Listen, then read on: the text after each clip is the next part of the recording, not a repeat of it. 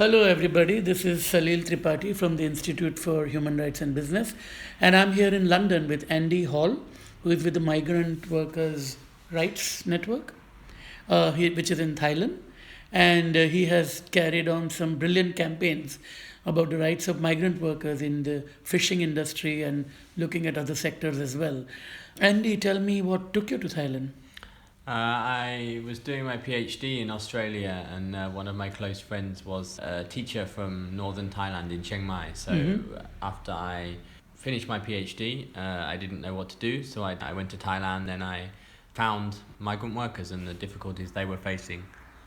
And what were the difficulties you identified?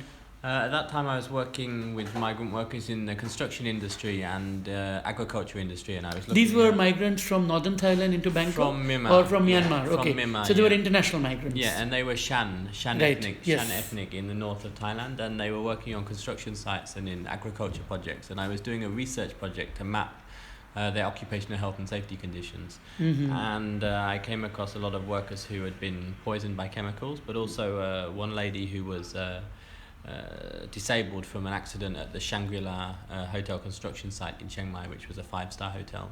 And in order to get that lady compensation or access to justice, rehabilitation, treatment, we had to start a fight with the whole system of managing migrants in Thailand, because she was an irregular worker who'd come in irregular channels, and so she wasn't entitled to any of these benefits of a disabled person, like rehabilitation or compensation. And so in order to get her the compensation, we had to start a fight essentially with the whole social security system and the whole protection system, and then it kind of went into migration policy and things like that. Does Thailand have good laws for migrant labor? Or so is it a question of there being bad laws or no laws, or is it a question of state not doing enough? So we took a lot of strategic litigation against the government, including up to the Supreme Court and the Supreme Administrative Court about discrimination. So some of their social security laws are discriminatory in that they don't allow the migrant workers the full benefits when they're of a irregular state. But apart from that, most of the laws are equal. And they're very good on paper, but there's a lot of problems in enforcing the law because Thailand continues to be a country without rule of law. Yes. And systematic corruption. So. And you, of course, had a problem with a freedom of expression issue because you were dealing with, again, migrant labor, and you were sued for defamation. It was criminal defamation, if I remember well. Like criminal defamation and computer crimes. Yeah. Yes. Yeah. And how did that unfold? Because I understand that one of the European companies actually supported you. Yes, so it was a case where I faced a lot of criminal and civil prosecutions.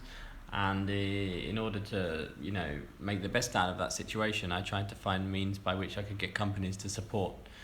So actually I was convicted and I was sentenced to 3 years in prison, which was suspended for 2 years, and I was fined, but the companies actually paid the fine. They paid for my bail and they also testified at my trial. So I used that case as a means to get companies to do positive things. And this company was? There was an S Group in Finland, but also Thai Union, the Thai Tuna Industry Association, Chotiwat, a number of different factories related to the seafood industry in Thailand, and also companies overseas. So they supported me during the trial process. How exceptional is it? Do you think that this can be the trend in future, that a human rights defender who's in trouble is actually being defended and supported by a multinational company? I think, it's very sensitive for the companies, but I think, there is a trend because companies are trying to find means to adhere to the UN guiding principles on justice and human rights, particularly related to remedies. So they're trying to find a way to adopt the remedies in these kind of situations and to support. And I think there's a lot more interest in that. And I think in many places in the world these days, this limits of freedom of expression and the criminal prosecution of people for doing research or activism is not seen as acceptable. So. How do you distinguish between an Asian company, a European company, and an American company, or a British company, for example, just in terms of their approach towards these issues? So I think that for me personally, the companies that are really leading in terms of transparency and in terms of like innovation, the Nordic companies, particularly from Finland, from Sweden, we're seeing a lot of very interesting and original things in the areas which I'm working with. We get very little response from UK companies. For instance, the Ethical Trading Initiative, their style. It's not to say they're not doing things, but we don't know what they're doing. You know, and in 11 years of working in Thailand, I've never ever had a US company contact me. So we're finding that working with the Nordic companies has been much more positive. And companies in Asia, have you dealt directly with them? Yeah, so in Thailand, yeah. Right. So we're working with seafood federations and also with Thai Union, which is one of the biggest seafood companies in the world. And are they supportive and cooperative, or? Yeah, Thai Union is an industry leader, so we've got a zero recruitment service fee project which we set up. So it's that's something that's happening globally. But our project was the first, and I think it still is the only project in Thailand whereby an NGO and a big corporation came together to implement a zero recruitment service fee project so that the workers don't have to pay recruitment fees. So that is really innovative. And so we've been working together on that and also social dialogue projects. But on a company level, it's fine, but on an industry level, it's very, very challenging because the industries are not really moving forward. So. Right. One final question, your future plans, what are you busy with now?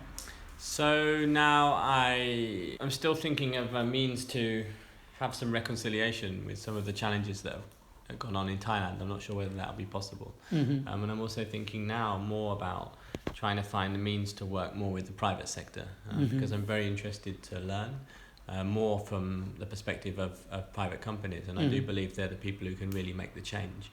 And so I'd like to have maybe a certain period of time working for those kind of companies. But it depends if the opportunities arise. Right. Yeah. All the best with your work, and thank you for what you're doing. Okay, thank you. Thank you.